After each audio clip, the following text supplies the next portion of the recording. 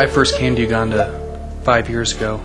My original plan was to take a year off of school before I went on to law school. And I saw a lot of suffering around me and a lot of poverty. And so I just found myself slowly getting involved in one small thing after another, and decided to stay.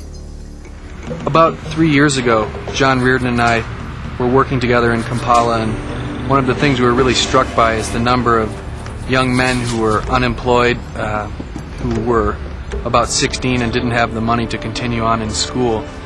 And they were just sort of without direction. And so we met a couple of them and questioned them about what they would like to be involved in. And they said they would like a soccer team.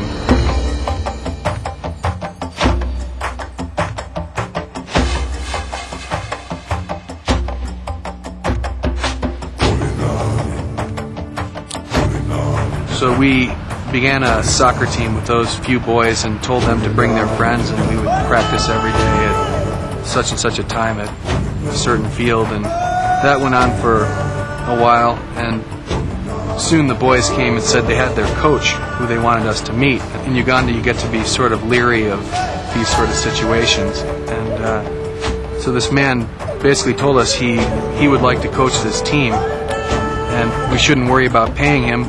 He'd just like to do it. From that time on, we became friends with Stone, and we began working together.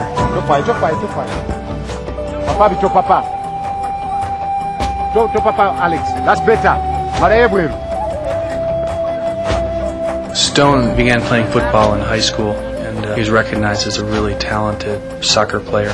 And when he was about 18, he was picked up by his first professional team.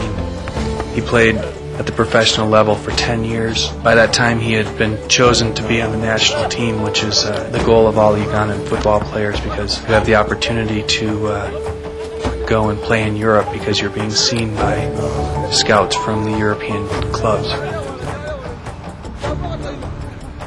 Soon before he began his international career, he was on a breakaway for the goal. Before he shot, a guy cut him down from behind and tore the ligaments in his knee. It wasn't an accident, he did it intentionally, and that put an end to his professional career. In a country where revenge is really commonplace, where 16 years of war and corruption have been centered around revenge, Stone just said to this man, don't worry about it, you did what you had to do.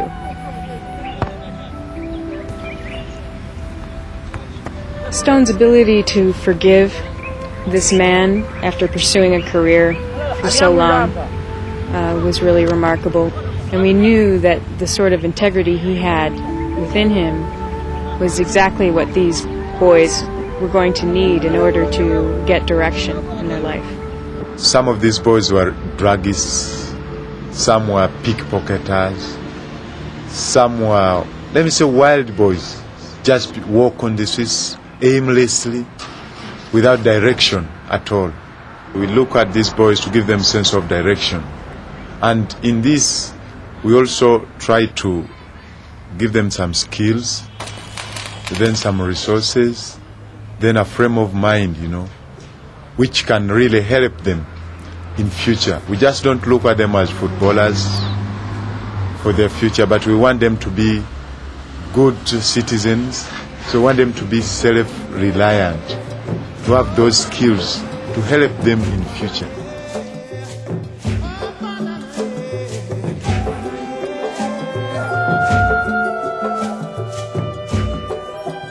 The boys that Stone started with were basically rejected by their family and their community as being, troublemakers and problem children.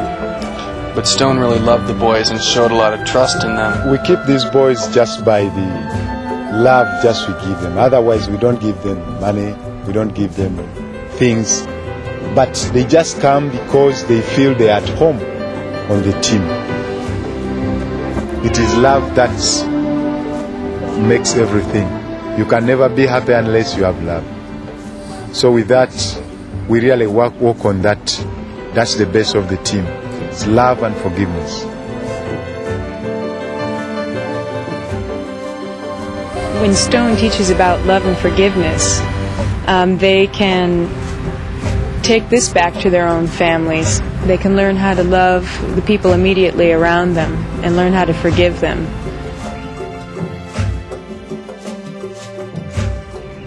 A lot of the teaching of this principle is just shown by Stone's life. He lives in the same area as the boys. They know his wife, his children, the way he interacts with his family, and they see that he's actually living everything he's teaching. And so that's really the most powerful part of what he does, even more important than what he says. And I think his example really challenges the boys to be like him. Leadership isn't about being famous. So even though Stone may be affecting only a couple hundred people in his community, those couple hundred people will be affecting villages, and those villages will be affecting other villages.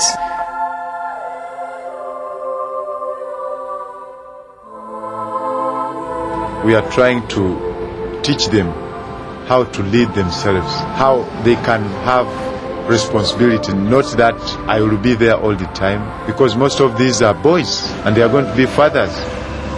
Now what type of families will they lead if they are left as they are?